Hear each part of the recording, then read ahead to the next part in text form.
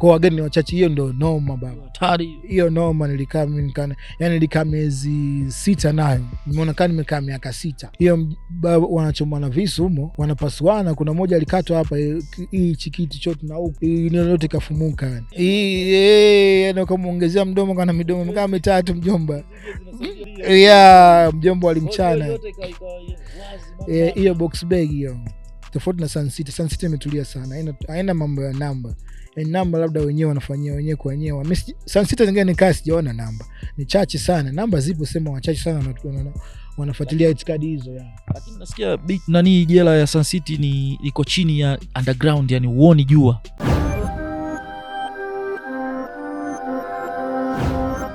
Karibu mpenzi mtazamaji kwenye channel yako ya Kazi TV. Kipindi ni Traveler Boda to Boda.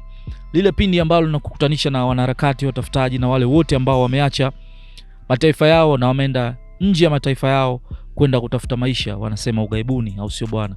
Leo naikuendeshea kipindi hichi naitwa Mzona Classic, wengine wananiita Adam the First Man on Earth, wengine wananiita Kazi. Bwana, niko maeneo ya Katlehong hapa, nimekuja kumuona moja kati ya wadau, au sio bwana, mmoja kati ya wawakilishi wa kikundi cha michano, au sio bwana, au naweza nikasema ndugu zetu walitamba sana, wanajiita kikosi cha mizinga, au sio bwana, wanaharakati kabisa yani, au sio bwana. Leo niko na Lumo ndugu yangu huyu bwana, na story moja kubwa sana yani. Bwana, ndugu yangu inakuaje?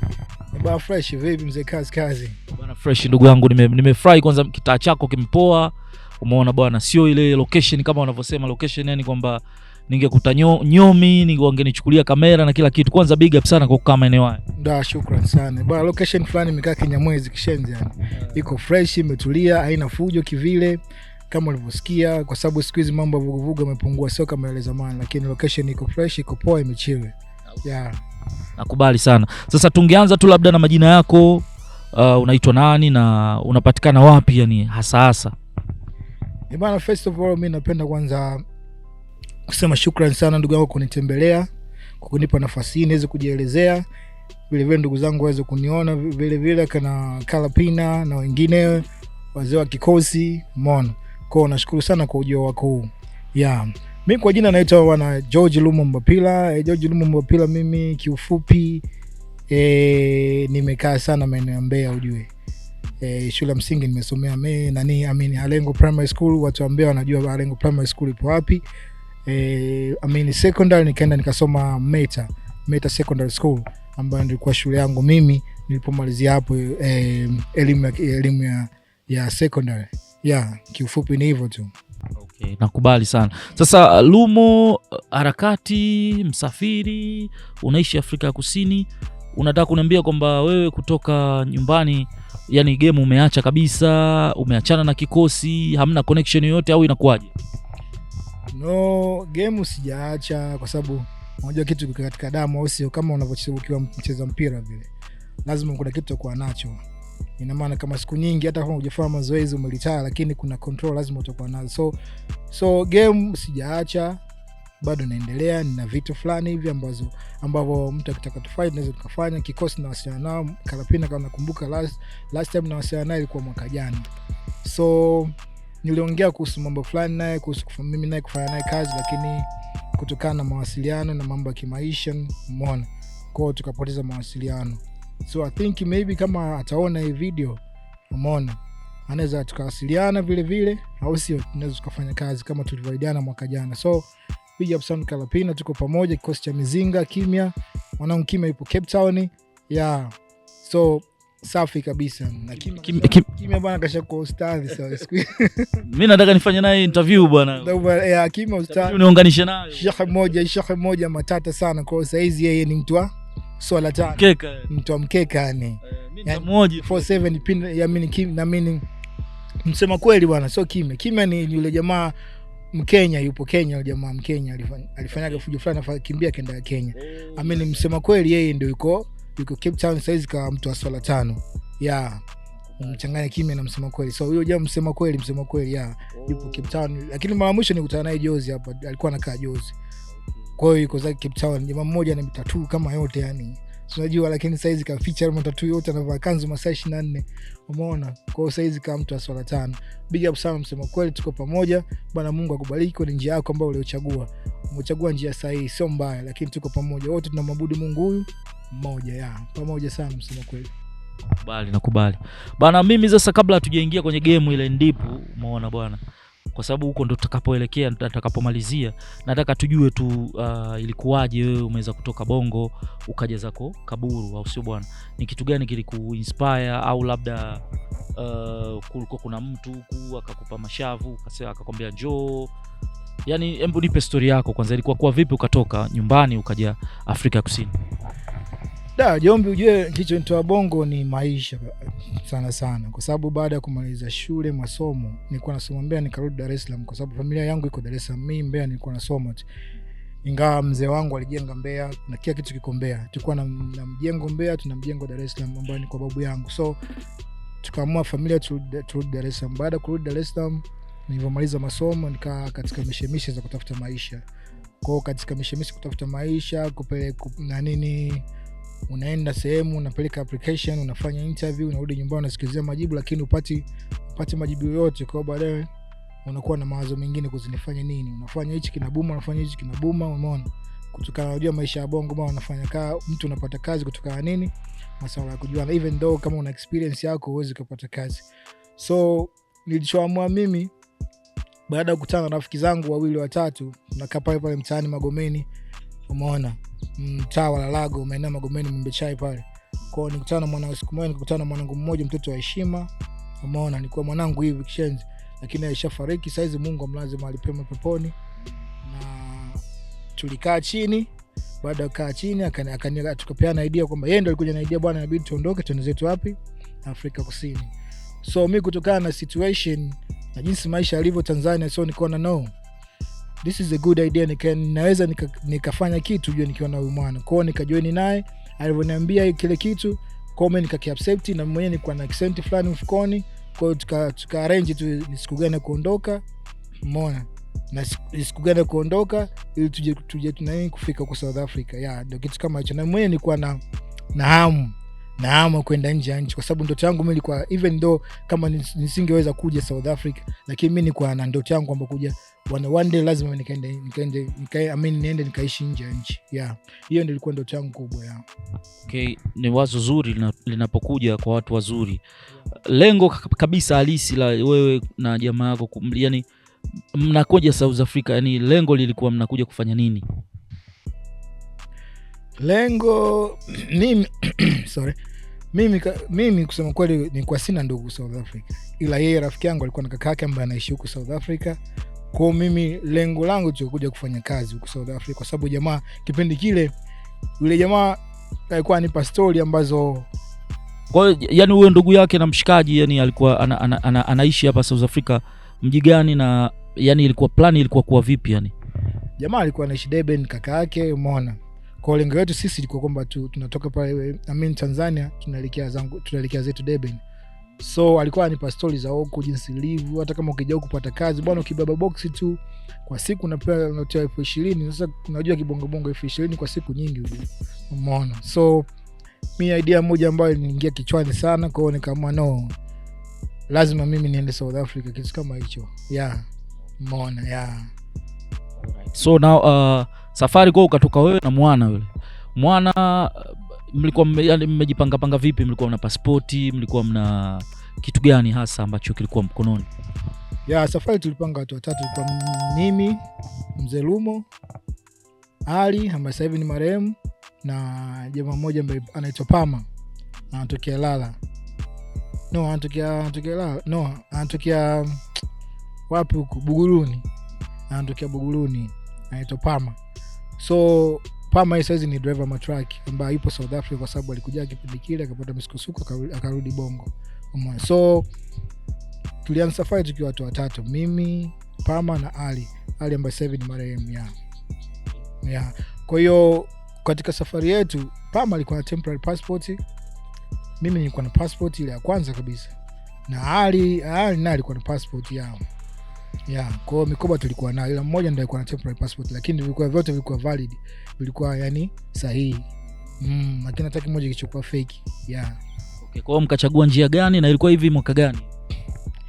Hiyo ilikuwa mwaka 2007 hivi kasikosei, mwaka 2007 mwishoni, 2007-2008.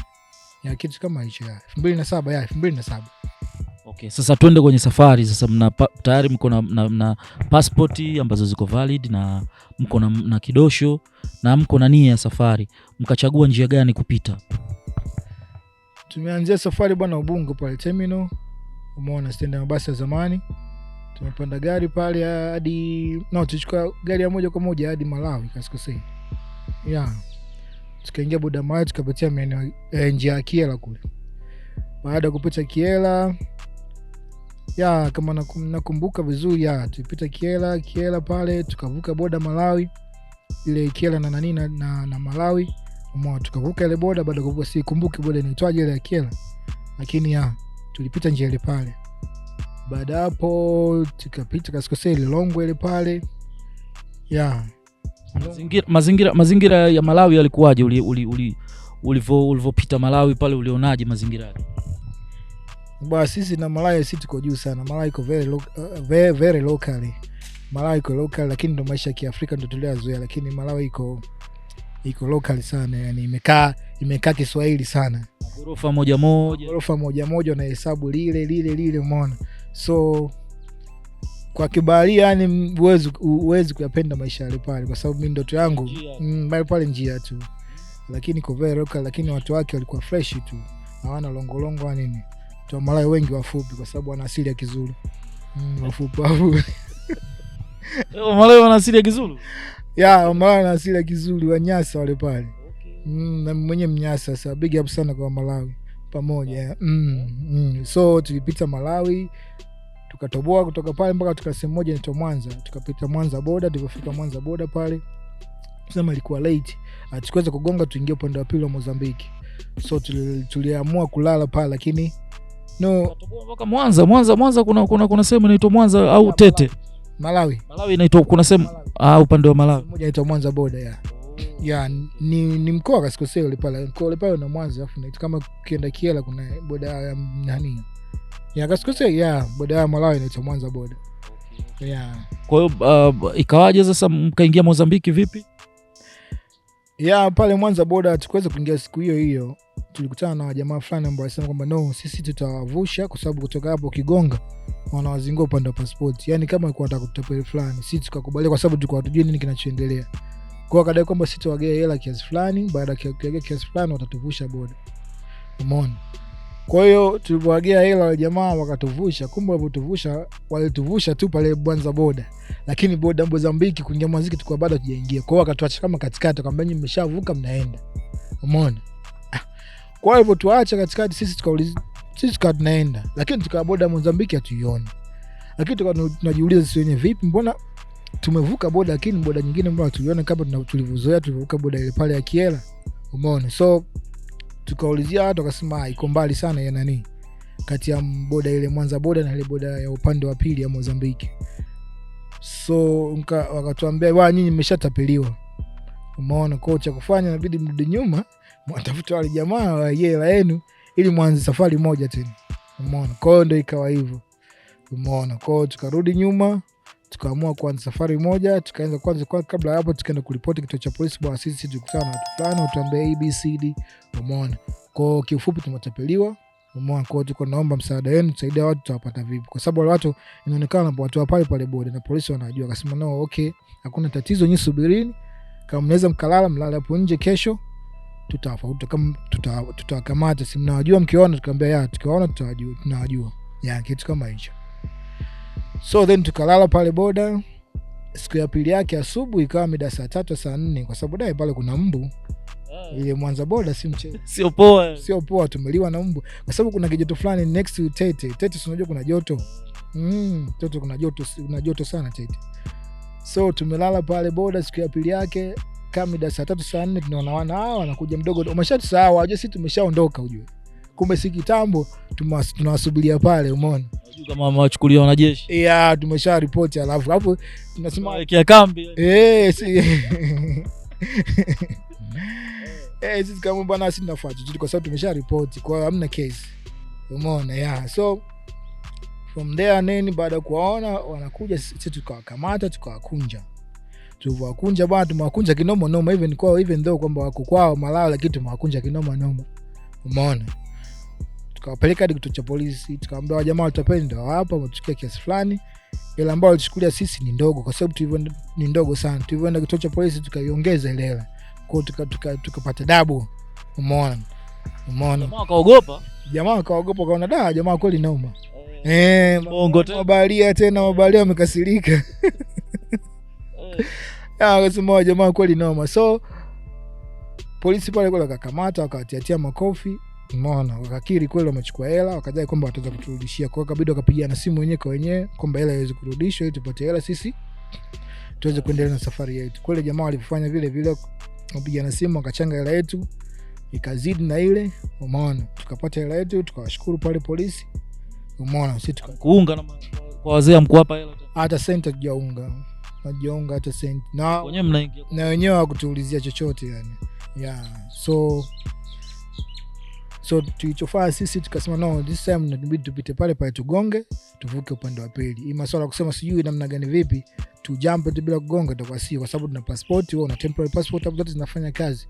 Tuingie tugonga. Kweli siku ya pili yake tuligonga fresh, tukapita bila wasiwasi, tukaingia upande wa Mozambiki vile vile tukagonga, tukapita bila wasiwasi. Samahani, mimi nataka nijue. Sasa washikaji wanawatapeli vipi? Mna document wanawaambia bwana twende tukawagongea, yani unajua kuna vitu vingine yani pale mlikuwa mlipata ni kutokujua au yani ni kitu gani ambacho kiliwafanya mpaka mkawaamini tena watu wengine wakati mna makoba kabisa? No, first time, unajua ni first time, alafu ni uoga wa safari na uoga wa nini. Na sometimes watu wanakuja wanakutishatisha, bwana ukipita pale passport yako wagongi. Umeona? Wanaicancel, wanaweka mambo fulani, wanataka ni mwekundu. Umeona? Kwa mtu kwa sababu ndio first time unaamini kitu kama hicho, kwa unawaamini wao. Unajua na wewe mwenyewe umeenda kimichongo, ndio mwakuta kwenda kwenye michongo, na ndio mwakuta pale, kwa unaamini kitu kama hicho. Kwa hiyo ndio maana ikishindika sisi kugonga. Lakini next time tukasema no, tumeshakuwa wenyeji, tunajua nini kinachoendelea. So this time hakika mtu amna mtu ambaye anaweza kututapeli yao. Kwa hiyo tukapita boda tukagonga, tukaingia upande wa pili wa Mozambiki vile vile tukagonga. Kwa hiyo safari ikaendelea mpaka Tete yao. Ingia zenu Tete hapo. Tumeingia Tete hapo mimi Pama na Ali. Umeona? So tumefika Tete pale. Umeona tumefika fresh tu. Sema tulipofika pale tukatena hela yetu ikametuishia pale. Umeona? Hela yetu haiwezi kutufikisha Maputo kwa sababu Maputo ni mbali sana na Tete. Kipande kweli? Kipande ndugu yangu, si mchezo. Ni kipande na nusu. Noma. Maputo. Maputo Sidadi, wenyewe ita Sidadi. Tete tu Sidadi. Maputo haya mbali, kipande kishenzi. Kipande. No, kwa hiyo tukakaa pale nani Tete kama wiki 3 kasikosei. Wiki 3 wali tunakichanga kutafuta hela kutoa pale Tete twende Maputo. Kwa hiyo tukachanga tukapata hela ya mtu mmoja kutoa pale Tete aelekee Maputo. Umeona? Samahani kidogo. Kuchanga mlichanga vipi? Yaani mlifanya nini pale au mlifanya kazi zipi mpaka mkaweza kupata hiyo pesa? Kuchanga sisi bwana tulikuwa tunafanyaje unajua, kwa sababu tulikuwa tuna hela. Alafu tulipata hifadhi tu kwa watu pale wakatuhifadhi. Umeona? Kwa hiyo na wenyewe labda kuwasaidia chakula, sio swala la hela. Nawashukuru sana watu wa Tete wamsaidia swala la chakula. Kwa hiyo swala njaa tukatuli sana. Sisi tulikuwa tunachotaka sisi ni nauli tu ya kutoka pale itafikisha Maputo. So wao wakasema wanaweza kutupa hifadhi tu, lakini swala pesa sisi hatuna. So walitugea hifadhi. Tulikaa pale wiki 3 miezi mitatu. Tulikaa kama wiki 3 zile. Tulikaa wiki 3. Umeona? So swala hela sisi tukasema bwana tutapambana sisi wenyewe. Umeona? Tukawa tunapambana barabarani. Tunamkuta tumejifanya kina Matonya.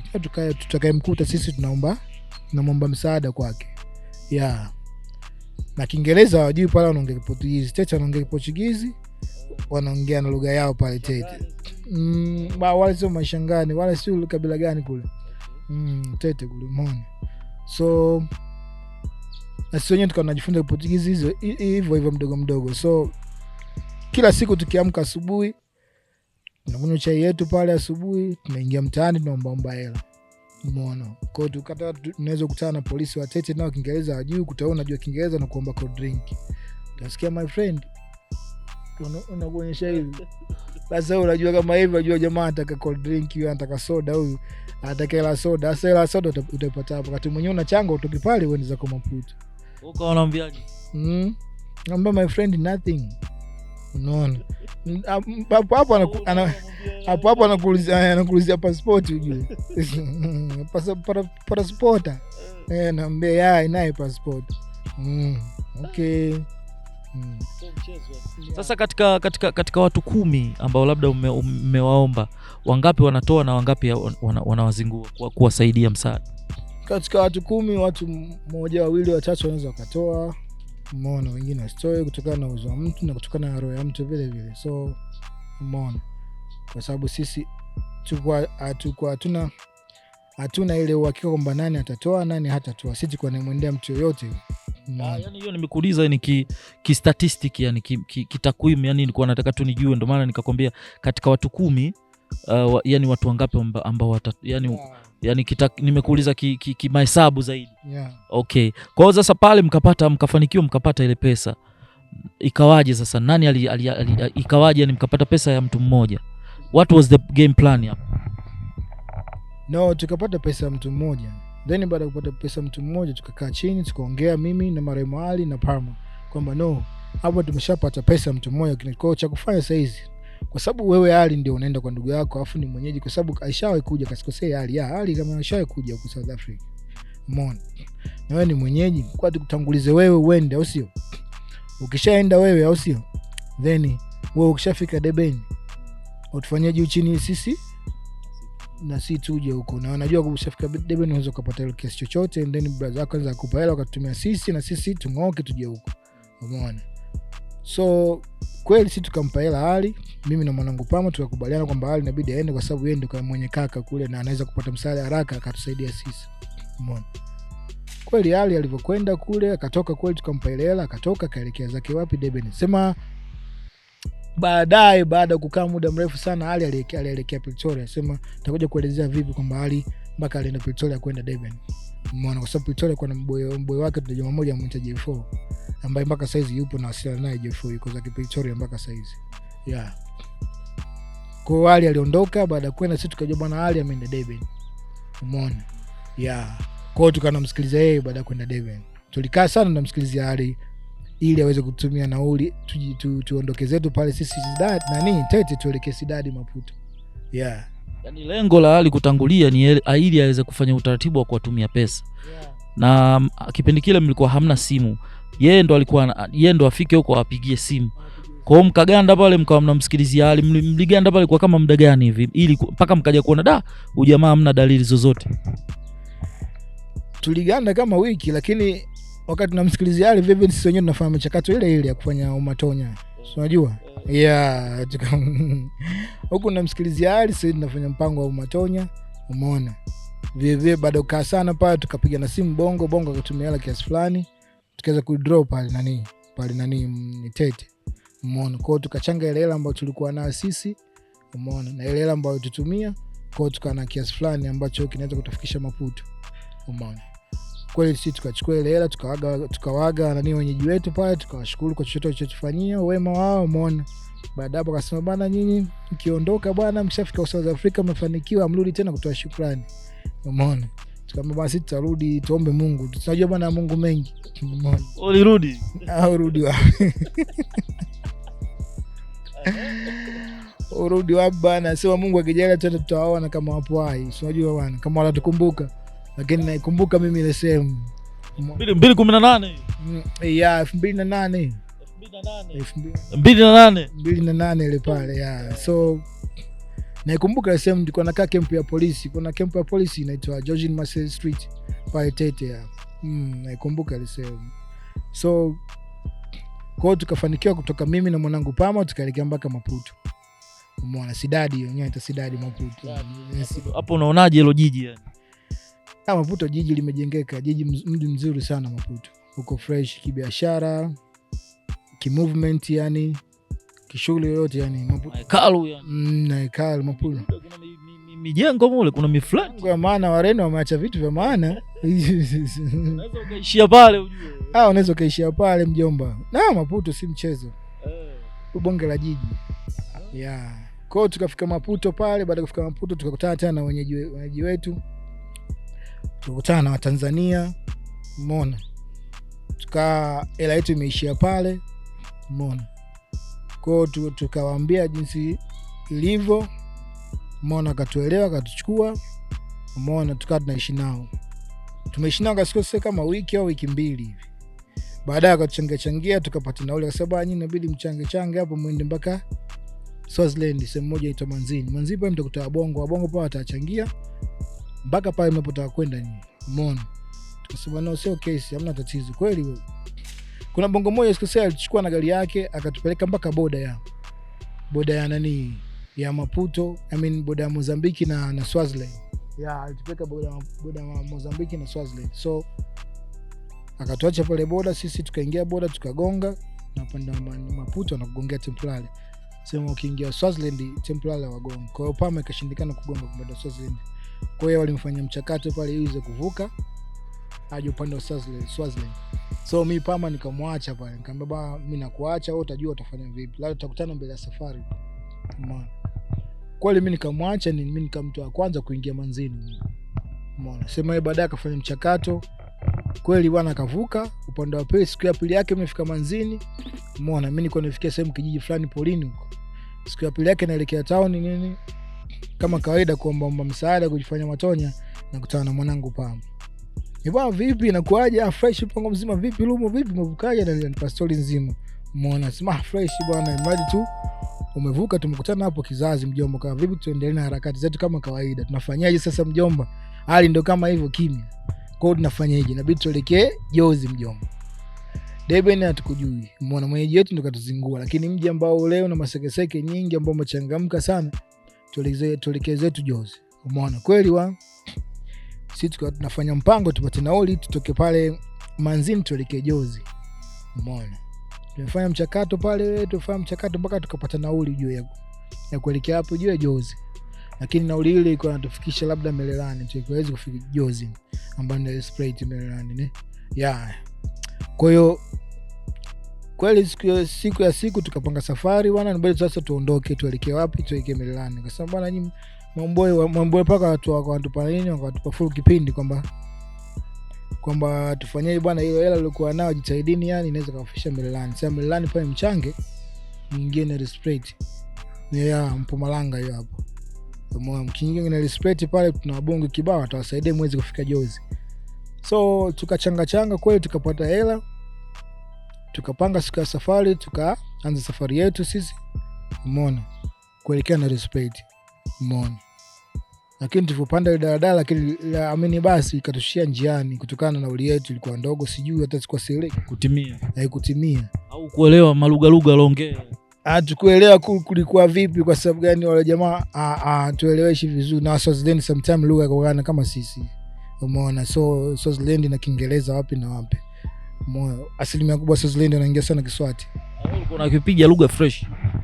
Lugha mimi nilikuwa naongea Kiingereza, nilikuwa naongea cha mawasiliano na mtu kama kawaida lugha sio kwangu ilikuwa sio tatizo sana Kiingereza.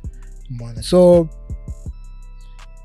tukafika pale, tulivyoshuka pale tukawa naulizia watu, kwa sababu na boda kutoka hapa na boda sio mbali. Kwa hiyo nitakocha kufanya nyinyi mtembee tu, kwa sababu nauli yetu ilikuwa ndogo. Tembeeni na boda tunaona kama vile tunaona mataa bwana, dai boda, kumbe pale tu hatutafika. Umeona, kwa usiku mida kama saa 2. Mida kama saa 2. Kwa mimi kama mnaona mataa mkaona fresh. Ukaona kwenye kumbe huku kuna giza lakini kule kuna mwanga, si tuende kwenye mwanga. Kwenda mataa ile ndio upande wa South Africa ile. Umeona kuna waka mjomba, si mchezo. Sasa tumeshafika ile ndio tuko naitaka sisi. Kwa hiyo tukawa tunaelekea kule. Tumetembea mjomba kipande, mwanzo tuliambiwa pale, lakini si mchezo. Umeona, tumekaa kama saa 2 au 3 kwa mguu mpaka tunakutana na kijiji hivi. Umeona, tunakutana na kijiji, tumetembea pole to pole yani nyika kwa nyika tunatembea mjomba. Sema Mungu hatujui kama kuna wanyama gani, sema Mungu mwema ujue. Umeona, kwa hiyo tumetembea mpaka tunakuta kijiji hivi. Umeona, mwanzangu panga na mbona Lumo mwanangu nimechoka ndugu. yani kama vipi hapo tutafute sehemu tulale. Umeona, nikamwambia kama vipi mjomba tulale tu hata sehemu yote chaka. Umeona, hiyo around saa 2 mmetembea mpaka saa ngapi? Mpaka saa 4 kasikosea, au saa 4 au saa 5 ile pale usiku. Umeona, nikaniambia mwa kama vipi kama kaniambia Lumbo dani nimechoka ndugu yangu, kama vipi tufanye mpango tutafute sehemu tulale. Nikamwambia kama kulala mjomba tulale chaka, tusende kulala kwa watu, kwa sababu wewe kama ulivyo hujagonga temporary yako, mimi na passport, kwa chochote kinaweza kutokea. Kwa cha kufanya hapa ndugu yangu, tutafute sehemu tu tulale. Umeona, so baada ya hapo Pama akasema no mjomba, mimi siwezi kulala nje mjomba, twende sehemu yote tukaombe tu msaada, wenyewe tugee msaada tuweze kulala ndani. Nikamwambia hamna kesi, kama ndio hivyo unaona hivyo fresh, twende tu tukaombe msaada. Umeona, and then kama tukubalia basi tunaweza tukalala hapo, and then tutajua tufanye nini siku ya pili yake. Umeona, kweli tukatembea mpaka kwenye nyumba, tukakutana na wenyeji njiani mida saa 5 saa 4, tukawa naongea nao nini, tukajiintroduce sisi ni wakina nani, tumetokea wapi. Sema tulikuwa tunajiintroduce kama wa Tanzania. Kwa nini? Tunajiintroduce kama wa Burundi, kipindi cha Burundi na Rwanda kuna machafuko ya Wahutu na Watusi bwana. Sisi tunaitwa watu fulani, tumetokea Burundi, kuna machafuko kama unavyo, sisi ni wakimbizi, kwa hiyo tumekimbia waamini fujo kwa kuelekea South Africa kwa ndugu zetu. Umeona, okay, watu wanatuona huruma, sikia pole sana na poleni sana. Vipi huko mtu anakuulizia kali huko unasikia tu shaba twa zinapita za kichwa unazikwepa, unaona kama hakufai ndugu yangu, yani sio yenyewe tulikuwa tunatafuta ile poleni sana. Kwa hiyo vipi mmekula? Nambasi jala na muda, yani toka tumeanza safari ile mida ya mchana sio mpaka saizi hatujala, tuna njaa kisha, na kweli tuna njaa mjomba. Umeona, kwa hiyo jamaa wakatuchukua mpaka kwa chief kasikosei. Baada ya kuchukua chief tukafika kwa chief tukasalimia. Baada ya kusalimia wakatuintroduce bwana watu fulani kutoka sehemu fulani. Umeona, wana matatizo ABCD code, walikuwa wanaomba msaada. Chief akasema no problem, hao tunaweza tukawasaidia. Mmekula tujala. Kwa chief akaagiza kwamba watu bwana wapikiwe msosi hapa. Tukachinjia kuku mzima usiku ule. Wapi hiyo nani? Wazi hiyo sehemu yenyewe spig, hiyo ni pig spig ya. Kala kuku mwanangu, kuku wa kienyeji. Mwanangu kuku wa kienyeji, kuku mzima. Tukapikia kuku mzima na ugali yule mwanangu. Yaani kila kitu, miguu, kichwa, mayai, sio yalikuwa humo ndani. Umeona? Baba tulipiga ule ugali wawili mtu hizi, mtu mbili. Kama nilikula jana kwa ndugu yangu Isa. Kama ule jana. Tumepiga ule ugali mtu mbili tu, kama ule jana Isa mtu mbili mwanangu tumeukata. Kila mtu anashangaa hivi bwana, kule jamaa walikuwa na njaa, wasizwa walikuwa njaa, si mchezi. Kasema tulikuwa na njaa kweli, mimi nafikiria vipi. Kwa hiyo kinachofuata bwana, sisi tunabidi tutafute sehemu kulala tuweze kupumzika. Umeona, ili kesho tuendelee na safari. Umeona, kweli chief bwana akaongea na wale jamaa, sema wakati wanaongea sio kwa jua tu wanaongea nini, kumbe ni hayo yote sisi tukalala kituo cha polisi. Umeona, kwa hiyo wakati warenjea sema kulala bwana, kule mlikotoka kule mtu muomba jamaa msaada na nyumba kule, kwa mtenda kulala kule. Umeona, kaambia okay, no, hakuna tatizo, sio kesi. Umeona, so chief kwa jamaa akatuchukua mpaka sehemu tuliotoka, kuna nyumba ile pale. Umeona, tukaingizwa ndani, tukawa tumetulia bwana, nyinyi tulieni hapa, msio na wasiwasi, ifika muda kulala taandalia sehemu kulala, mtaenda mtalala. Kumbe sisi tunaandaliwa tenga wazee. Yani sijui niseme nini yani, kwa sababu okay walikuwa na nia kutusaidia vizuri. Sasa umeona, sasa ilikuwa unania kutusaidia afu vile vile wanatutia polisi, wakati sisi ni watu wema. Umeona, tumeingia na mikoba yetu iko fresh tu. Umeona, sasa mkoba hawakuangalia, chifu hakuangalia mkoba. Tuliwaambia tuna dokumenti zote na zote zimegongwa, halina tatizo. Umeona, nimemwambia nyinyi mmetokea Burundi, labda alikuwa na doubt na sisi kwamba hao wametoka kwenye vita huko namna gani, vipi wanaweza kalipua Swaziland, unajua kitu kama hicho. So then tukaletea, tumekaa pale sisi ndani tunasikilizia tupate muda wa kulala. Mara tusikia polisi, watu wanaingia ndani, wagonga wanaingia ndani, watu wanagonda za wazee. Umeona, mbona vipi bwana, you under arrest. Under arrest umefanya nini tena? Kasi tumekuja tumuombe msaada hapa, tunataka sehemu ya kulala, hajafanya chochote. Mtenda kulala kituo cha polisi, kesho asubuhi mtaendelea na safari yenu. we ulishaona hapo mtu tunataka msaada kituo cha polisi, sisi tungekuja wenyewe, si polisi. Umeona? Kwa sisi tumeomba msaada, tutakulala hapa, kesho siku ya pili yake sisi tutaanza safari yetu. Hatuna baya lolote, hatuna chochote mfukoni. Umeona? Hatuwezi kumdhuru mtu yoyote. Umeona? Bwana wanasema kutokana na law inabidi nyinyi muingie tu kwenye tenga, tuendekee kituo cha polisi, and then kila kitu mtaelezea kesho. Umeona? So sio tatizo. Kweli bwana. Tukaingia kwenye tenga, sema akili yangu kubwa ilikuwa kwa Pama, kwa sababu yeye alikuwa anatumia temporary passport, afu temporary passport haijagonga. Kwa hiyo yeye ndio alikuwa msaala. Mimi passport yangu imegonga. Kwa hiyo mimi nilikuwa sina doubt yoyote, nilikuwa sina wasiwasi kwamba polisi wanaweza kanichukua and then wakanipa kesi ya nani ya migration. No. Umeona? So Pama yeye ndio nilikuwa na wasiwasi naye mwanangu. Kweli siku ya pili yake tumelala pale kituo cha polisi. Siku ya pili yake tukaamka, baada ya kuamka akatulizia dokumenti zetu. Pama akatoa mpango wako na mimi nikatoa passport yangu, nikamwambia passport yangu iko valid. Umeona? Pama yeye kutoa nani temporary passport yake akakigonga, kwa hiyo yeye akawa under arrest. Umeona? Na case of migration. So nikamwambia mwanangu tunafanyaje hapa? Ndio hivyo ndugu yangu, hapa tuna hata senti 5, sababu ilikuwa inatakiwa Pama atoe 500 ili aweze kuachiwa. Ilikuwa fine, yani kama una migration case fine yake ilikuwa randi 500, wenyewe anaita malangeni 500.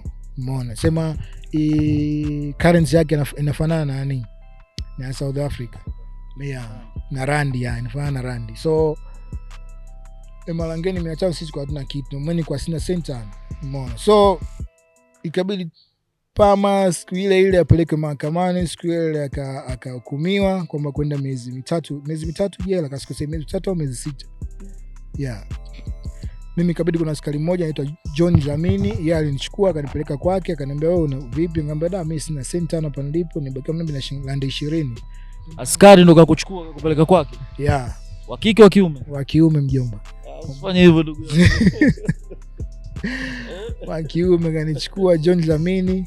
Sijui yupo mpaka saizi au yupo wapi. Akanichukua John Zamini, baada ya kunichukua akanipeleka kwake. Umeona? Yeye alikuwa analala nyumba kubwa, yeye akanipa chumba cha nje. Alikuwa na vyumba viwili. Umeona? Kwa hiyo nilikuwa nalala kasikosei na mwanae yule pale au mdogo wake. Umeona? So nikakaa pale kama siku 2. Siku 2 John Zamini akanichangia nauli ya kutoka pale hadi Merelani. Umeona? Kwa hiyo siku ya pili yake akaniambia nauli hapa, kama vipi wewe unaweza kufanya mpango wa mchakato ili sikuondoka, mimi nitakusindikiza hadi kituo cha polisi. Kwa hiyo Zamini nitia kwenye gari. Umeona? Akanisindikiza hadi stendi ya basi. Mimi nikachukua basi kwa sababu upande wa South Africa sikwenda kugonga tena. Akaniambia wewe South Africa utagonga, nikamwambia mimi sina hela yote, nitagonga vipi? Umeona? Kwa kugonga ilikuwa ni na hela kipindi hicho. Ilikuwa na hela kwa sababu unajua kipindi hicho wabongo wengi walikuwa wanaingia pale Swaziland kutoka na shughuli zao. Umeona? Kwa nini mwenyewe nilikuwa naogopa pale kuingia Swaziland kwenda kutoka Swaziland kuingia South Africa kwenda kugonga, au sina senti 5. Umeona? Vibosi wanakuja kuchukua shughuli zao huko Swaziland, wanaelekea wakulima wanakuja kuchukua mahindi huko Swaziland, wanapeleka South Africa. South Africa wavivu sana kulima mahindi. Kwa mahindi yote yanalimwa sana Swaziland kitu kama hicho So na ukipita pale ukijua sana mwe bongo lazima leo chaisane nao, lazima uonge. Umeona? Wewe unachukua mahindi kivipi huko kwa mimi Umeona? Kwa hiyo ikabidi mimi niruke pale Merelani, nikabinjuka Nyenge Umeona? Nibinjuka Nyenge, nikaingia upande wa pili hapa taxis hapo. Kisha binjuka tu taxis hapo, nikaingia ndani ya taxi. Pale sikushangaa, mbona ukipita pale ushangae kwa sababu kuna wazee kishenzi wa Kisaudi wanangoa. Umeona? Kwa hiyo mimi nilivyobinjuka tu nikaingia kwenye taxi, nikauliza taxi hapo, kaniambia Merelani. Nikamwambia Merelani mpango mzima. Bei gani? Randi 20. Nikamwambia randi 20 hapa ni nani? Nikatoa nauli yangu mpaka Merelani. Umeona? Kweli wana taxi hadi Merelani. Nifika Merelani nikashuka, sina senti 5 hapo tena. Naanza tena moja. Kila safari mimi naanza moja tu. Jomba ya maisha si mchezo. Tumepata tabu ndugu zangu. Usitone saizi tuko hivi, tumetoka mbali mjomba. Umeona? Tumetoka mbali, misukosuko nini kila kitu. Umeona? Mwenye kusaidia atakusaidia, mwenye kutukana na kutukana, ndio hivyo kwa hiyo tumetoka mbali sana ilikuwa easy yani kufika madi hapa nilipo, so unaona. So tumefika Merlani, mimi niko peke yangu, Pamba nimeshamwacha Swaziland, mwanangu yuko jela for the first time yani, anaingia tu nani pande hizi anaingia jela. Yeah. For the first time ningemwacha pale Swaziland yupo jela. So mimi nikaruka Nyenge nikaingia zangu Merlani pale nimekaa kama siku 2 kwa siku 2. Alikuwa au kupata mbongo yote au wabongo pale? No, Merlani sikupata mbongo yote hata mmoja. Merlani sikupata mbongo hata yoyote, sijakucheza naye, umeona. Kwa pale nikaganga mwenyewe, nilifika kama mida ya mchana hivi. Nikahangaika nikapata nauli hadi na respect. Umeona ya, nilipata nauli hadi na respect. Nikachanga kama kawaida yangu, naingia kila duka naomba msaada, nenda msikitini, nenda kanisani, umeona. Msikitini naingia napiga swala, napiga udhu kama kawaida, mjue ili mradi tu nataka kila mimi nia yangu yote nipate kile ambacho mimi nakihitaji. Yaani mimi hata kuingia uniambia bwana unataka msaada twenzetu kapiga tunguli, nilikuwa naenda kipindi hicho. Yeah, ndevu zilikuwa ndogo, nilikuwa ndevu kama Jesus yani. Umeona sijanyoa hapa na minywele umeona. Yeah. Ndevu zilikuwa hizo la ndugu yangu. Kana bonge la shehe. Nika bonge la shehe. Dawa huyu ndo mwenyewe. Kwa nikiingia msikitini mimi sikataliwi, nakubalika kabisa. Umeona ya. Kwa nikawa napiga udhu, nikimaisha kupiga udhu mimi naingia pale mzee, swala Allahu akbar mzee, naenda chini na ulijuu, naenda chini juu, nikimaliza afu naangalia nani kajaajaa pale. Huku napiga swala huku naangalia pembeni. Naangalia nikajaajaa hapa. Yule atakuwa kibopa. Umeona? Kwa akitoka tu na mwenye nikipiga kwanza pili nimeshamaliza na muunganishia. Sheikh salamu alaykum wa alaykum salam, vipi Sheikh? Salama. Hapo tena Kiingereza. So I'm sorry, my name is, unabadilisha na jina from George to Muhammad au from George to Mbaraka. Jina gani ulikuwa unalipenda sana? Nikatumia Mudi Muhammad. Yeah, bwana Muhammad sallallahu alaihi wasallam. Abduli. Sheikh salamu alaykum, my name is Abdullah, I'm coming from Mozambique, I'm going to South Africa. So due to the situation I got nothing in my pockets, so and I'm stuck here, and so I need your help. So you can help me to something that you can take me from here, from Milan to Nelspruit. Where you come from? I'm coming from Burundi. What happened to Burundi? As you know, Burundi, what is happening now? If you're watching the news, you understand. You can see what is going on there in Burundi. So I've been running away from that. So they've been searching for us. They wanted to kill us. For myself, I decided to run away to South Africa, and I'm going to see my brother. My brother there is the one who's calling me to go there in South Africa. So as now I'm talking to you, I have no contact to my brother. I didn't contact with my brother from a long time, and because I don't have anything. I got no phone. I have anything. So I'm just going there, but I know that I'm going to find him. Are you sure you're going to find him? Yeah, sure. Can you please help me with something that can take me here to Joburg? You understand? So mwingine ataingia pocketini anipe labda 200, anipe landi 5, umeona, mwingine anipe landi 2, mwingine anipe landi 10. So nikachanga pale. Nasema inshallah. Inshallah. Alhamdulillah, Sheikh. Allahu Akbar. May peace of God be upon you. You understand? May peace of Muhammad Mtume sallallahu alaihi wasallam be upon you. So you kitu kama no mjomba. Ni matatizo. Hicho mimi Kristo mjomba nipokea na kipaimara. Lakini may peace of God to nani prophet Muhammad sallallahu alaihi wasallam be upon you. So namaliza kitu kama hicho na usanii mwingi. Afu kibongo bongo mimi ni kwa msanii ujue Tamba, mimi nimeenda Tamba ile kunchi Tamba sinakujua kile. Tamba kile mimi nimepiga pale, nilikuwa najifunza masuala ya usanii. Umeona ya. Okay, apply kwenye real life na fresh. Apply kwenye real life ya na kweli ikae fresh tu. Umeona. So kwa hiyo mtuendelee sasa. Kwa pale sasa baada ya wewe kupata ile nauli ukaingiza ikakuwa vipi? Ile nauli ilikuwa train tu. Kwa kanishauri bwana, kama vipi nauli ya train, uchukua train wenzako na respect. Mida kama saa 1 hivi. Yeah. Kwa nikangojea train, kaniambia train bwana nafika saa 2, nikangojea train saa 2 ilipofika train nikapanda train pale Merlane mpaka ni respect kana nikaingia mida saa 4 kasiko saa 4 au saa 3 ile pale. Yeah, mida jioni usiku. Umeona. So nilifika Merlane nikashuka, nikaingia mtaani sasa. kuingia mtaani bwana, sasa sielewi nitala wapi, sielewi mwenyeji wangu atakuwa nani. Yeah. Na nilispiti pamekucha mjomba, si mchezo, bongo kibao pale. Yeah, kwa katika pita zangu nikakutana na wabongo, ujue nakutana na wabongo kwa sababu niko napita na nasikia Kiswahili. Oya mjomba vipi, mbona zingua wewe msee, na mambo kama usijua. Nikajua sasa hapa si ndio nyumbani hapa. Hapa Magomeni kabisa hapa mjomba.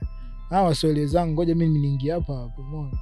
Kwa ikabidi mimi nijichanganye pale, nikaulizia kale wajomba vipi? Fresh boy inakuaje? Nikamwambia poa tu, inakuaje mambo fresh. Baba mimi ndio nimefika hapa. Umeona? Kwa niko naombeni msaada. Mimi sijui nitaelekea hapo, ni safari yangu nilikuwa naelekea Deben, simu na mwanangu tumeachana, tumeseparate. Umeona? Pama yuko za Kejela, Ali alitangulia sijui kama yuko Deben au sijui yupo wapi. Kwa mimi ndio peke yangu hata sielewi naenda wapi kwa sababu wenyeji wangu ambao nilikuwa naenda kwao wote tumepotea, tumeachana. Umeona? Kwa hiyo cha kufanya niko naombeni msaada wenu mzee kunisaidia ili mimi niweze kufika Jozi. Umeona? Yeah. Kwa mambo akaniambia no usiku hiyo mida saa 4 saa 5. Ananiambia mambo no usikonde boy, wewe umeshafika hapa, wewe tulia hapa au sio? Ukishatulia suni yako utakwenda Jozi. Nikamwambia nitakwenda Jozi. Umeona? Sijala nini. Kwa hiyo tulia hapa mpaka mida fulani, namna gani vipi kwa fresh, tutakutafutia utaratibu, tutafanya utaratibu, wewe utakuwa fresh tu, yani sio na wasiwasi. Kweli wana kanunulia msosi pale, mimi nikapiga msosi, nikala chips, nilikuwa konauza chips pale na kuku mona. Kwa nikala pale nikapiga msosi, kana nimetulia, tuko tavern, jamaa mka tavern, mimi nika tavern huko naangalia mpira. Tavern yani bar, wanakula vyombo au? Yeah, wanakula vyombo huko na mambo mengine yanaendelea, si unajua no man, respect here no mjomba. Wale mabaharia, umeona? Basi umeona? Baada hapo kweli nimekaa pale. Fungua unazo? Umeona? Wale mabaharia kweli bwana, nimekaa pale, bado kaa pale kamida kama saa mida nakwenda saa 6, saa 7, saa 8, saa 9. Umeona? Saa 9, saa 10 mnaona kila mtu anachomoka kimoja. Maskani hiyo kila mtu anachomoka. Sasa mimi najiulizia timu yangu inakuwa vipi kila mtu anachomoka hivi, kwa tunafanyaje hapa? Wenyeji wangu ndio kama hivyo wanachomoka. Tunafanyaje sasa? Umeona? Ukatokea mboy mmoja akamwambia mboy hapa kuzingatia wala usijala, nitaenda kuzingatia. Kumbe kuzingatia kwenyewe unazingatia box. Umeona? Kaambia hapo kuzingatia. Kweli jamaa mida ya kutoka ya kwenda kulala kanichukua. Tukaruka nini ukuta. Zingatia ni unakula kwenye maboksi. Kwenye maboksi yenyewe Deben anaijua watu wa Deben. Umeona? Lakini mwenyewe mimi nimelala na respect pale. Lakini Deben ndio wanalala sana kwenye maboksi. Zingatia. Wewe zingatia box boy. Umeona? Yaani wewe zingatia box lako, hata ikishafika mida kama hiyo unalikamata box lako kwa sababu mtu anaweza kalichukua ujue, afu baadaye ujiulize kwamba ile box langu akaunganisha mawili. Yeah, ili mradi tu sio maisha kibaharia. Yeah, so jamaa kanichukua tukaruka ukuta. Baada ya kuruka ukuta tukatesema kuna maboksi kibao tu. Umeona? Na mabodi alipae kwa unatengeneza kijumba chako, unaingia pale unalala.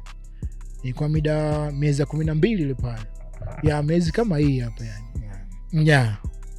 Kwa hiyo unazingatia pale, unaingia kwenye kwenye kijumba chako cha kutengeneza, unalala nusu ya passport size ile. Mwili nusu, mwili upande wa juu huko ndani, huko chini kupo nje. Kwa hiyo kipiga mvua yote na kuishia miguuni. Maana tulipigwa na mvua kishenzi.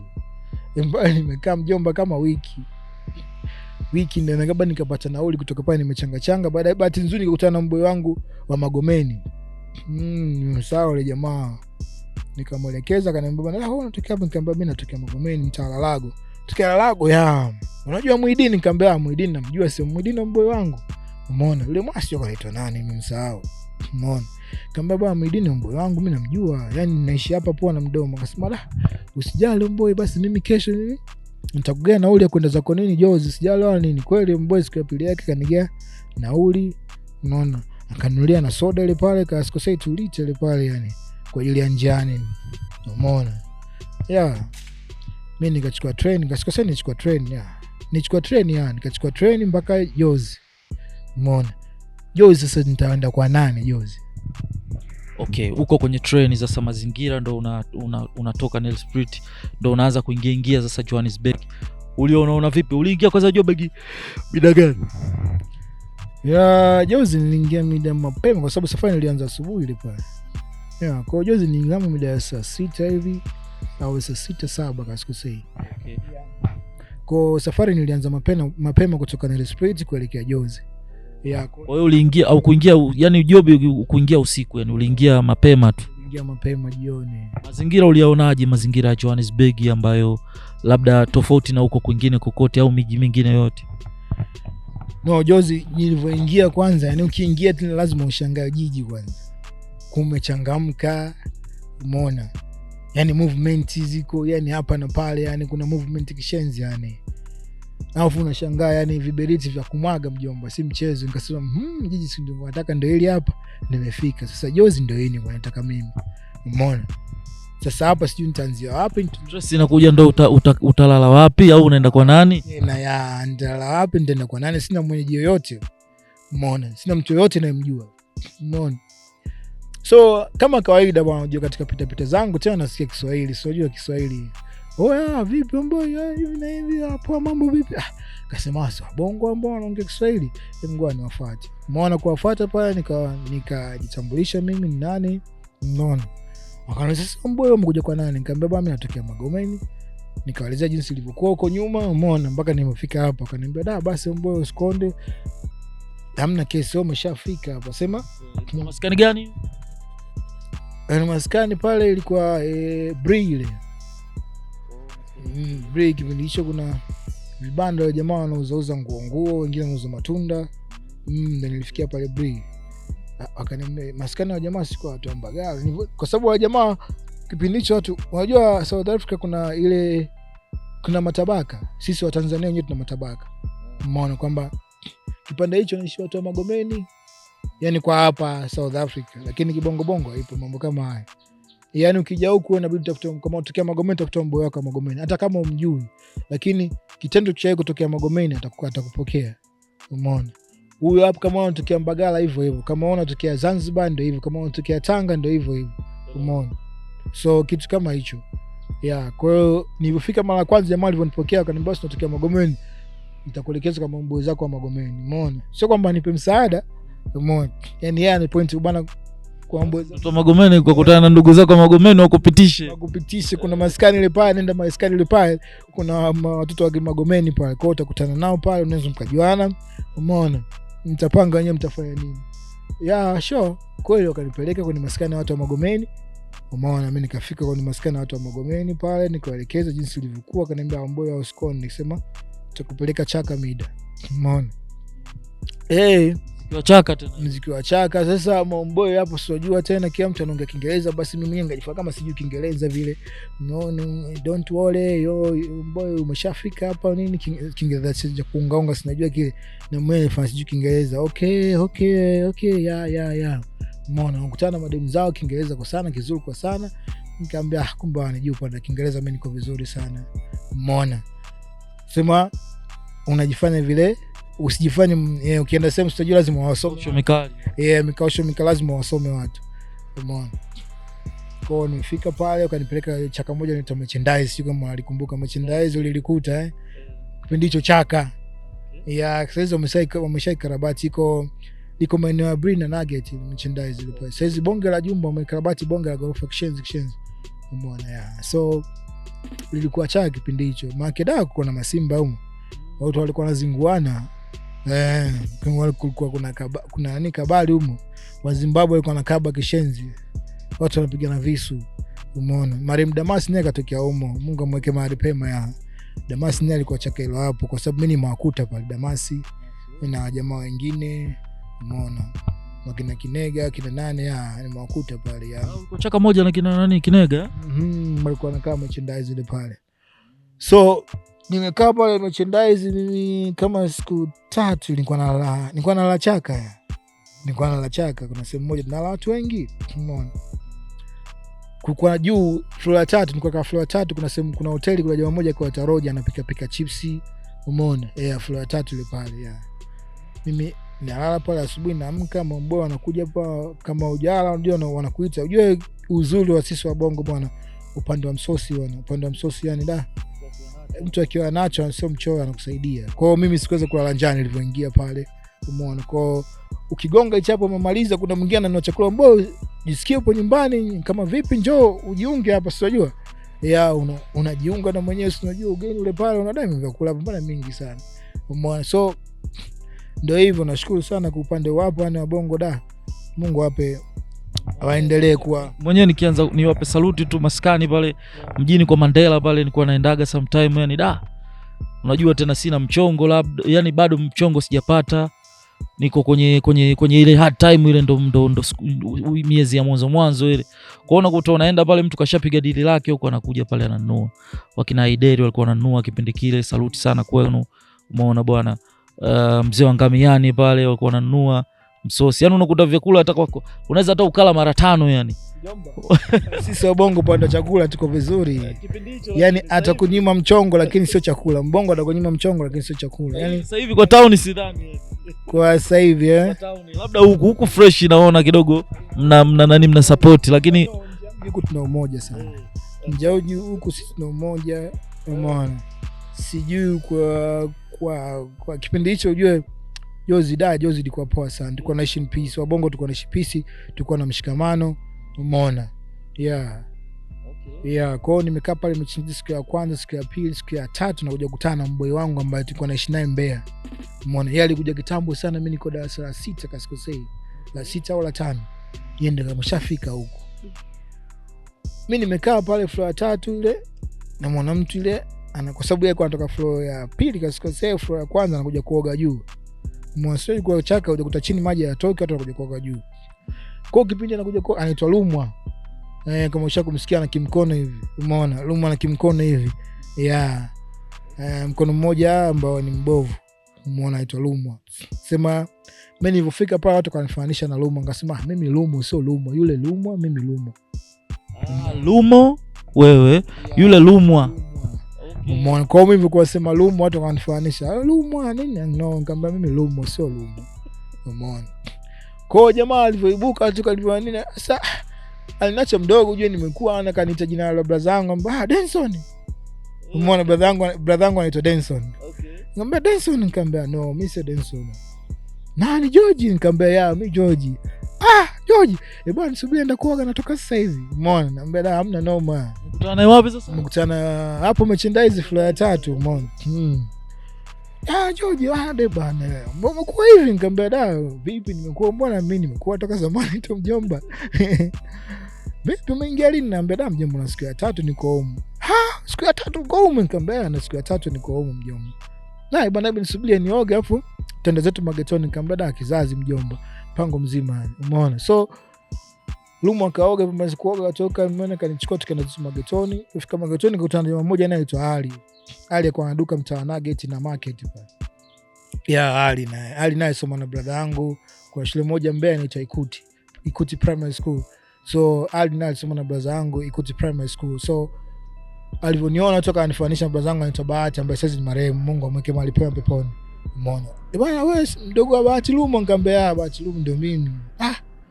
Kaka kwa mimi nimesoma naye pale Ikuti Primary School. Nikamwambia ndio huyo yupo? Nikamwambia yupo, umeona, kabla ya mauti wake, kabla hajafariki. So kweli nikakaa pale, mabrother wakanipokea fresh tu, umeona. Siku hiyo kachukulia kuku mzima mjomba, sijua tena. Nikamwambia upande wa msosi maeneo si mchezo, sio kinyonge. Nikachukulia kuku mzima mjomba. Basi unaweza ukitoa? Nikamwambia mimi nakitoa fresh bwana mjomba. Basi kitoe hicho hapo mjomba.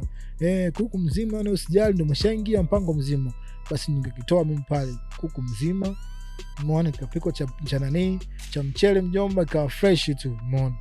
Kwa nikakaa pale, nikakaa kama miezi kadhaa hivi. Baadaye mpaka nikaja nikapata kazi, nilikuwa nafanya kazi market. Unajua market uko nako stock matunda huko City Deep. City Deep. Nilikuwa nafanya kazi. Baadaye kaja kunitafutia kazi, kuna jamaa mmoja anaitwa nani, Hamza ndio nitafutia kazi market. Na sasa nimesikia marehemu kwa sababu alitoka kaenda zake Mpumalanga. Kwa alifia Mpumalanga, alikuwa anafanya kazi zake za kutoa mahindi Mpumalanga, alileta Jozi. So unajua so Hamza naye ndio nitafutia kazi market, kanafanya kazi market, umeona. Nikapokea mshahara kidogo. Baada hapo nikaacha market, nikanafanya kazi za ujenzi. Nilifanya kazi za ujenzi nikaacha, umeona. Nikaja mpaka nikatoka pale Jozi nikaelekea Boyzen, nimekaa Boyzone nikaona naye eleweki, nikaja zangu huku sasa. Boyzone baada kukaa pale sema nilikamatwa baada ya kukamatwa nikaenda zangu jela, nimekaa jela kama miezi 6 kasikosea, yani nimekaa miezi 6 nikatoka. Baada ya kutoka, unaweza ukanipa story kidogo ya maisha ya jela ilikuwaje, kiufupi tu, vitu gani ambavyo uli experience? No, jela kama wanasema jela sio ngumu kutokana na mwenye jinsi unavyoishi na watu jela. Umeona, kama wewe utaenda kigangster, unajifanya wewe mjuaji sana, basi utaishi vile vile kama maisha watakupeleka vile vile. Lakini kama umetulia au una fujo yoyote, hamna mtu atakayekugusa jela. Hamna mtu atakwambia kwamba wewe join namba fulani, kwa sababu maisha ya jela kuna namba ujue. Lakini mambo kujoin namba ni hali yako. Sasa namba ni dini ujue, kama dini ukitaka kubadili kuwa wewe Muislamu inabidi ni hali yako. Hamna mtu anakuforce ili ubadili dini. Kama wewe umeogewa kule kwa mtaka kuwa Muislamu, basi utabadili uwe Muislamu. Kama wewe umeogewa utakuwa Mkristo, basi utabadili utakuwa Mkristo. Lakini jela mtu mnakuforce. Watu wanapigana visu jela, watu wanachomana mikasi, umeona, wewe unaangalia tu. Kuna spooni zile pale, kijiko mtu anachoma nacho, wewe unaangalia, lakini hawakugusi. Sema ni wenyewe kwa sababu ni gangsterism ambayo inaendelea mwe ndani ya jela. Kwa hiyo kama wewe sio gangster ama chochote ambacho unaweza kufanya jela, utakuwa umetulia na hamna mtu yote anakufuata. Hata kama kwa sababu labda wewe mgeni au kuchukulia labda huyu mgeni, kwanza wewe ni mgeni, wanasema foreigner, alafu tuko naye jela, alafu labda tunataka afanye jambo fulani alafu wakakwambia ukakataa, hayo shida kwako? No, hamna kitu kama hicho. Kwamba kwa mfano Sun City asilimia kubwa jela imechanganyika na foreigners, kwa sababu kuna Zimbabwe, umeona, kuna sisi wa Tanzania, kuna Malawi, kuna Nigeria. So mambo ya kiduanza yapo sana, kwa sababu nakumbuka kuna jela moja nilikaa 2010 hapa Boxburg, hiyo ni wazawa tupu, umeona. Kwa wageni ni wachache, hiyo ndio noma baba. Hatari. Hiyo noma nilikaa yani nilikaa miezi 6 nayo. Nimeona kama nimekaa miaka 6. Hiyo wanachomana visu humo. Wanapasuana, kuna moja alikatwa hapa hii chikiti chote na huku. Hii yote kafumuka yani. Wametoa hii na kumuongezea mdomo kana midomo kama mitatu mjomba. Mjomba alimchana. Hiyo Boxburg hiyo. Tofauti na Sun City. Sun City imetulia sana. Haina mambo ya namba. Namba labda wenyewe wanafanyia wenyewe kwa wenyewe. Sun City zingine ni kasi, sijaona namba. Ni chache sana. Namba zipo sema wachache sana wanafuatilia itikadi hizo ya. Lakini nasikia jela ya Sun City ni iko chini ya underground, yani uone jua. Ni kweli hiyo? No, hamna kitu kama hicho. Sisi tunatoka tunacheza mpira nje, tunaona jua, tunaachiwa, umeona. Labda wanakaa underground wala tukuti sana, lakini mimi underground sijaiona. Ipo lakini no, underground haikuepo. Sisi tulivokaa sisi, umeona. Kwa tuko naachiwa, tunaenda tunapaga masuala misosi, tunarudi ndani, au sometimes tukishapaga msosi, umeona, tunakaa nje hivi, umeona. Tukaa nje hivi tunacheza mpira pale, kama unafanya mazoezi unafanya yako mazoezi, umeona. Baada ya muda maybe kwenye mida saa 10 saa 11 wanawafungia, umeona, ya kitu kama hicho. Na misosi inakuwa vipi, labda Jumatatu Jumanne wiki nzima, yani wanakuwa mnakula vipi, yani asubuhi mchana jioni, au inakuwa kuna ratiba gani? Wana ratiba nzuri South Africa kwa upande wa jela, yani wanakula vizuri, sio siri, yani kwamba wanawazingatia ujio watu wao, sio kwa sisi wageni. Sisi ujue tunaenda tunamalizia chakula tu wa South Africa. Kwa sababu kuna chakula ambacho cha Waislamu ambao hawali nguruwe, halali wamegawanywa wenyewe. Kuna chakula cha wale ambao kuna jamaa wanaitwa Shembe na hawali nguruwe, wamegawanywa. Alafu kuna chakula ambao wewe unakula kila kitu, iko fresh tu, nacho chakula kizuri unakula fresh tu, umeona. Lakini jela bwana, hata kama kuna chakula kizuri, jela ni jela, sio sehemu nzuri ya kukaa, kwa sababu unakuwa mpweke sana, mambo mengi unakuwa uyafanya, umeona. Kwa hiyo unakuwa mpweke sana. Kwa hiyo nilikaa jela miezi 6. Kwa jela mara kwanza nikaa jela mara kwanza miezi 6. Mingi kama mara 2 au mara 3 Sun City. Nikaa miezi 6 mara kwanza, nikaa miezi 6 nikafungwa miezi 6 tena. Baadaye nikadipotiwa nikaenda Tanzania. Nikarudi 2009 ile pale. Kurudi nikakamatwa tena, nikaenda Sun City nikamwaga nishinda kesi. Mara 3 vipi nikashinda kesi. Kwa baadaye nikaamua tena nibadilishe mazingira kutoka kule na Jozi nije huku kati ya wangu. So masuala jela kuhusu namba siku nini, no, mimi nimekaa jela lakini sina namba yoyote. Lakini ukiingia jela kama una namba watu wanakuita friends ndio maana wewe namba moja tu, hauna sehemu. Yani wewe wanasema ule mlengo wa kulia kwa wanasiasa wenyewe wanajua. Yani wewe mtu wa mlengo wa kulia ungani na chama chochote, ungani na siasa yoyote, ndio sisi watu wa mlengo wa kulia. Yani uko clean, yani wewe uko CCM, uko Chadema, yani upo tu ueleweki, ndio sisi yani, umeona.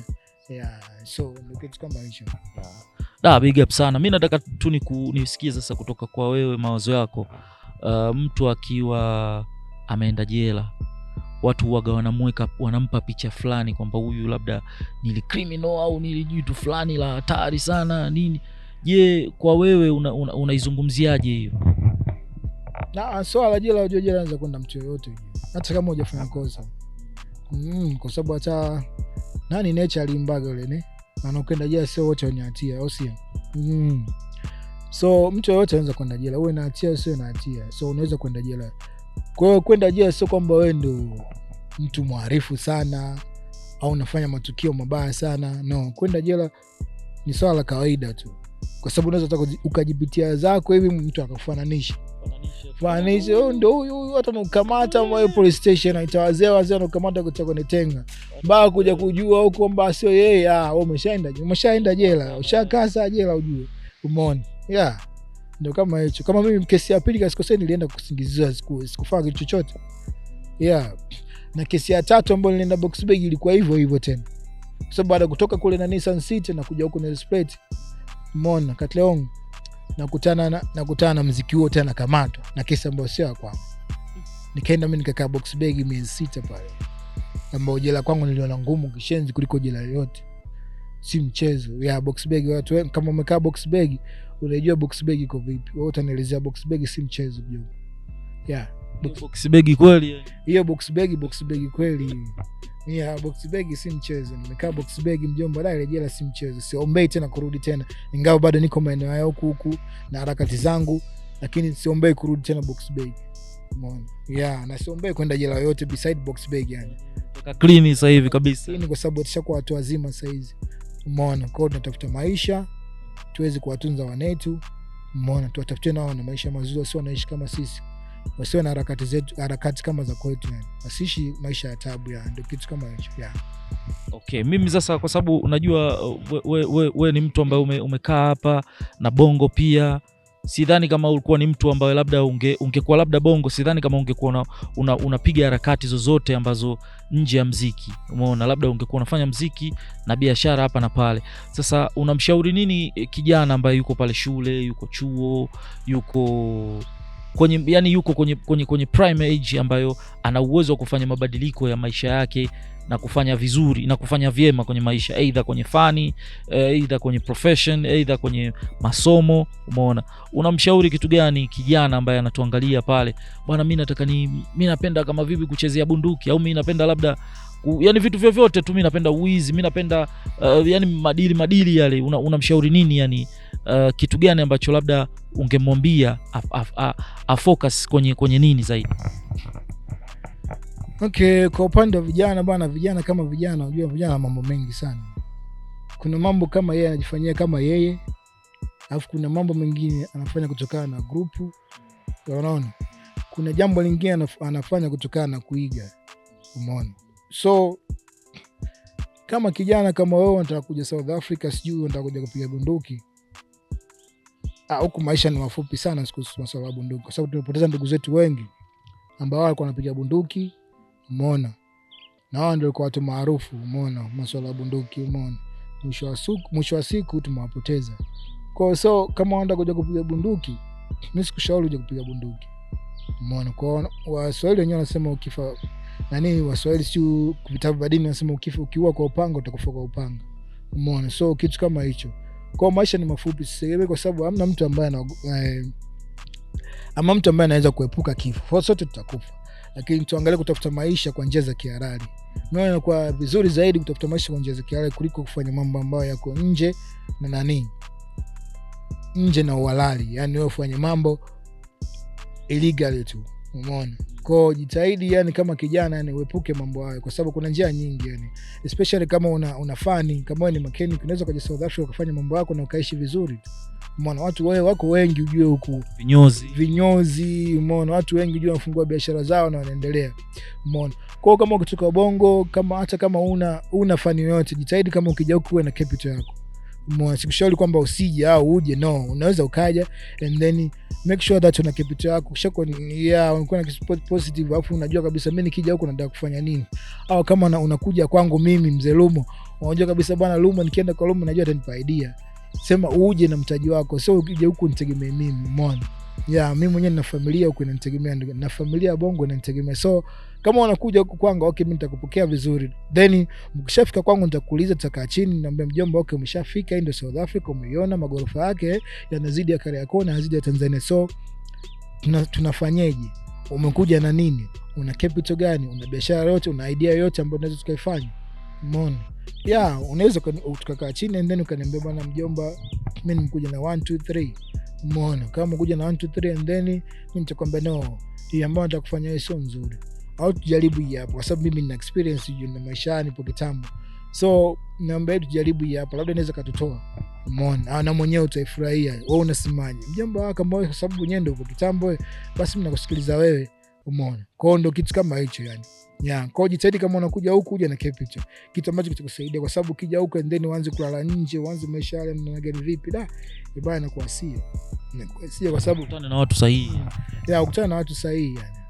Alafu usela mwingi haulipi. Yani ukija kutafuta maisha achana na mambo ya kisela. Umeona? Hamna mtu ambaye si gangster. Kila mtu gangster moyoni mwake.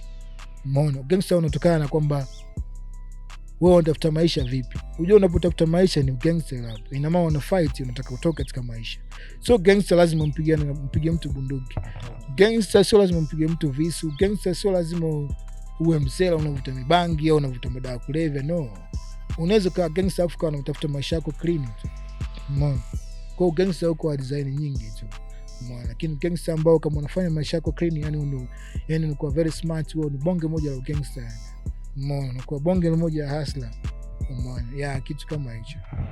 Kama unavyomsikia bwana brother Lumo anavyokuambia, ni gangster sio kufanya vile vitu vyovyote vya negative yani, au sio bwana? Gangster ni kuhakikisha kwamba familia yako inakuwa sorted, au sio bwana? Unasaidia, unatoa msaada, umeona bwana, kwa wale ambao wanakuhitaji. Mzee wako amehitaji msaada, una uwezo kumsaidia. Mama yako anahitaji msaada, una uwezo kumsaidia. Otherwise na ndugu wote, au sio bwana? Huo ndio usela bora yani, kuliko usela ule ambao una matatu, una mahereni. Mimi sijawahi kupitia hizo vitu vyote, sio kwamba labda sijakuwa na hizo tamaa. Mimi nimeenda paka na Ahmed PhD ambaye mnamjua nyinyi yani, nimeenda naye sehemu anaenda kutoboa masikio. Umeona bwana? Mimi nilikuwa naye, anaenda ananiambia bwana tutoboe bwana Mzona. Nikamwambia mimi huko mimi siwezi kufika. Sio kwa sababu labda nilishindwa, hela nilikuwa sina, au labda nilikuwa kipindi hicho sio kijana wa hivi, mimi kwa mdogo sana kipindi hicho. Kwa hiyo kuna mazingira fulani nikaona kuna vitu nitafanya, kuna vitu siwezi kufanya. Umeona? Ni kwa sababu nimeamua mimi mwenyewe. Kwa hiyo ni mawazo yangu tu. Kama utaona ni kitu ambacho kiko sensitive, unaweza ukaweka comment hapo ukasema kama tumezungumza kitu kizuri mimi na ndugu yangu au kitu kibaya. Umeona bwana? Kwa hiyo kwa kusema hayo, na nafikiri sijui utuambie tu labda una ushauri gani kwa serikali, una ushauri gani kwa jumuiya zetu? Labda tuanze kwenye jumuiya kwanza, alafu ndo tutaenda kwenye ngazi za juu. Jumuiya zetu za hapa Katlehong na Johannesburg kiujumla. Je, kuna umoja wowote? Mnashirikiana vipi in case ikitokea matatizo, ikitokea furaha, ikitokea shida yoyote na kitu chochote ambacho kinahitaji watu? Mnashirikiana vipi? Je, mna umoja wenu au mna uongozi wenu au ni nini kinachoendelea hapo katikati? No, kwa sasa umoja upo ulivunjika. Tulikuwa na umoja kipindi cha nyuma, lakini kutokana na nini ile wanaita kutoaminiana, kwa kila mtu akajitoa kwa ule umoja. Umeona? Kwa sasa hivi hapa Katlehong hatuna umoja, zaidi ya tu imebakia ile group la Watanzania wanaoishi South Africa ambalo nasimamiwa na kaka nani yule Kondo ambao kila wakati takosa ambao lipo kwa sasa hivi Tanzanian community living in South Africa ambao tunalo sasa hivi hapo. umeona. Lakini kwa sisi huku tulikuwa nalo, nakumbuka nilianzisha mimi, nikaanzisha na group chat la WhatsApp, la group la Watanzania wanaishi Katleong. Baadaye ikaenda sema ndio hivyo, sela mwingi sana, unajua kama nilivyokuambia, umeona. Tukaja kila mmoja kana anajitoa, mwisho wa siku group ile likafa, umeona. Wakajaribu tena kuunda group lingine, mimi nilikuwa sipo hapo, nikasikia mliundaunda, kwa sababu kama bwana Jesus alivyoelezea mwanzo pale, na alikuwepo kwa ile group, sema baadaye ikawa vile tena likafa. So hatuna umoja upande wa Katleong.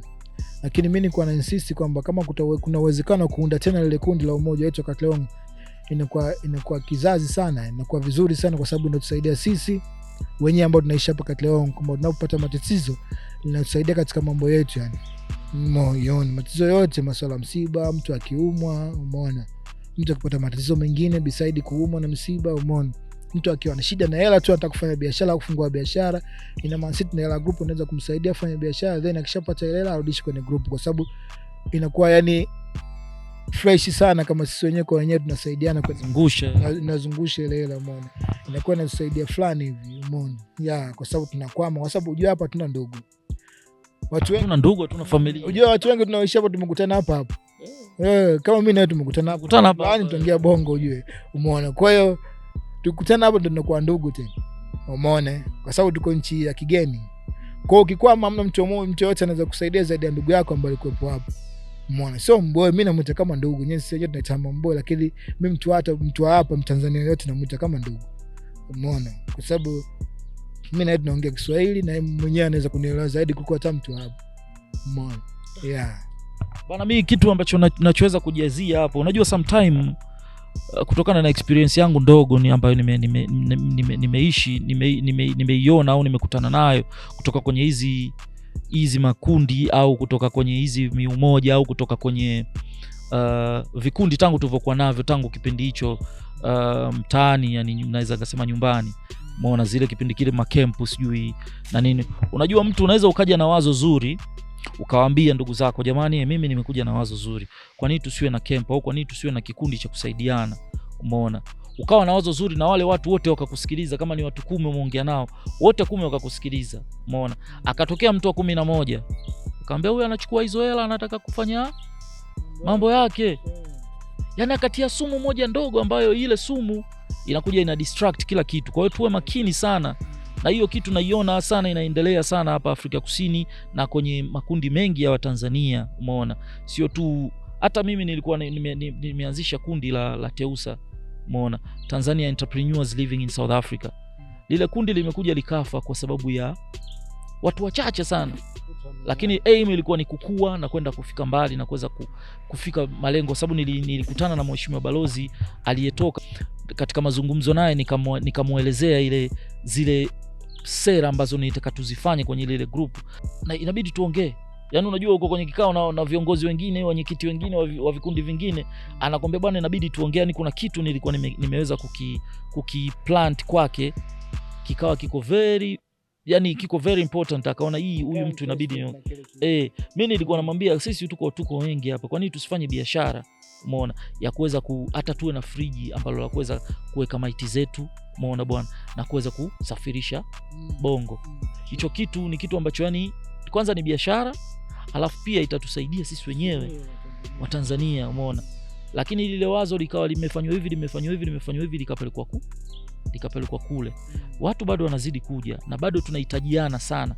Na ukiangalia wengi, maiti nyingi zinachelewa sana hapa, na unavyozidi kukaa kwenye mafriji na cost zinakuwa nyingi, unaona.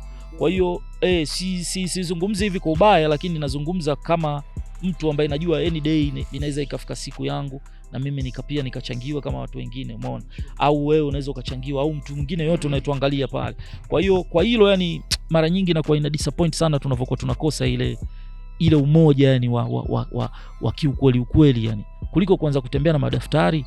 Okay, weka kila mwezi weka 200, umeona bwana, piga mahesabu, tuweke ile hela ikae ifanye kitu fulani, tuweke kwenye fixed, tuweke kwenye nini.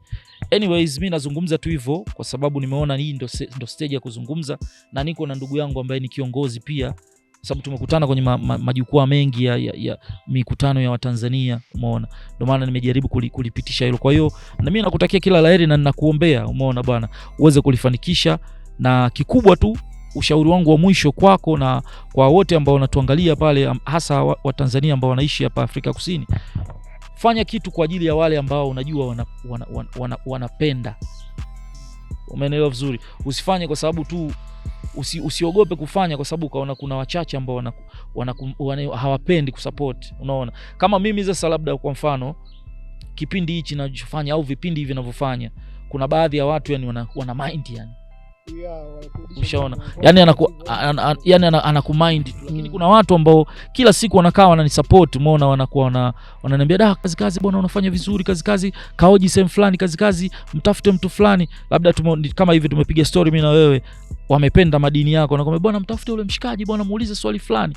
Unaona, kuna vile vitu, au sio? Kwa mimi nafanya kwa ajili ya wale ambao wanapenda, ambao wana comment, ambao wanakuwa wakifuatilia video zangu, wanafuatilia vitu vyangu. Nafanya kwa ajili ya wale. Wewe kama upendi kitu ninachokifanya, me I don't care. Umeona, me I don't care. Mimi nitafanya kwa ajili ya watu wanaopenda. Hata kama wako wawili, hata kama wako watatu, hata kama yuko mmoja. Umeona bwana, mimi nitafanya kwa sababu ya wewe, kwa sababu najua wewe hapo ambao unanisupport mimi, umeona, ndio nafanya kwa sababu yako wewe. Lakini mimi sifanyi kwa sababu mtu mwingine yote ambaye ananidisappoint, ambaye ananiambia labda nimefanya yani anani crash kila siku, umeona, mimi sifanyi kwa sababu hiyo. Kwa hiyo hata wewe brother, mimi nakushauri fanya na wale watu ambao, hata kama mko watano, yani fanya na wale watu watano ambao wanasupport kitu unachokifanya. Nakupa nafasi ya mwisho uweze kuzungumza ushauri wa viongozi, serikali na kila kitu ambao nyumbani. Asante.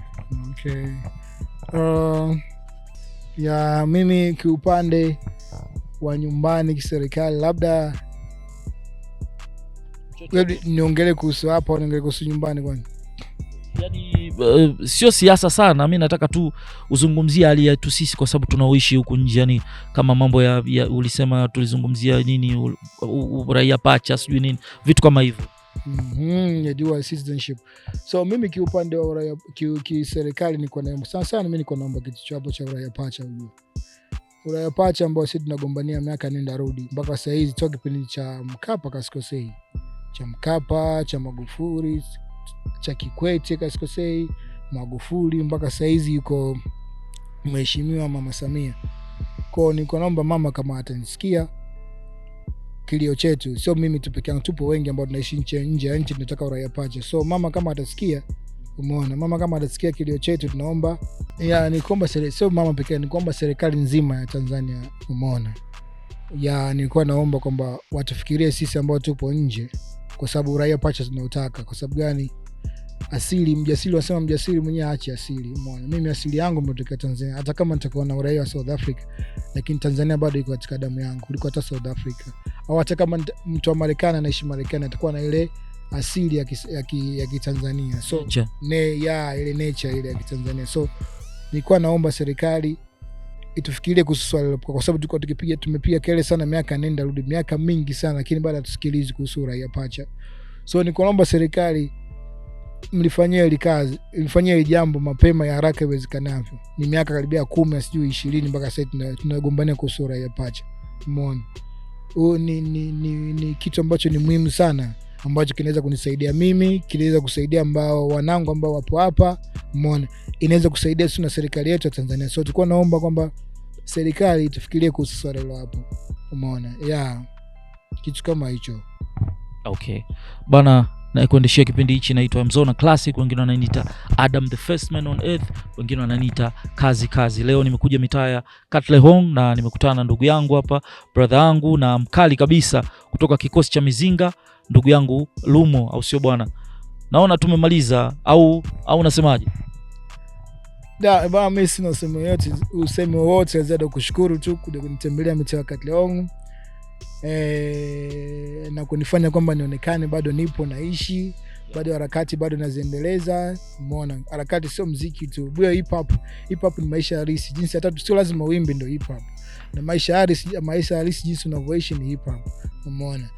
Ukitembea ni hip hop, ukila ujue ni hip hop, kitu chochote ambacho unachofanya ujue ni hip hop. So hip hop inabeba vitu vingi sana. Choka siku na mchana mi bado na safa wene nazo na nata kabla na safa siku nikizipata ni muda wangu kucheka kutesa na twanga na kupeta hakuna kuchekecha ni bia na soda na mwendo nyama choma chunga linda shima hisopata kima yes kamata mchumba jichepe kia ina na usijali tu majina wapo wakini oya ukitaka beef na mimi ujiandae. Naitwa Lumo unaangalia Kazi TV. Bana kama shabiki yangu na subscribe Kazi TV, like and share. Twende kazi.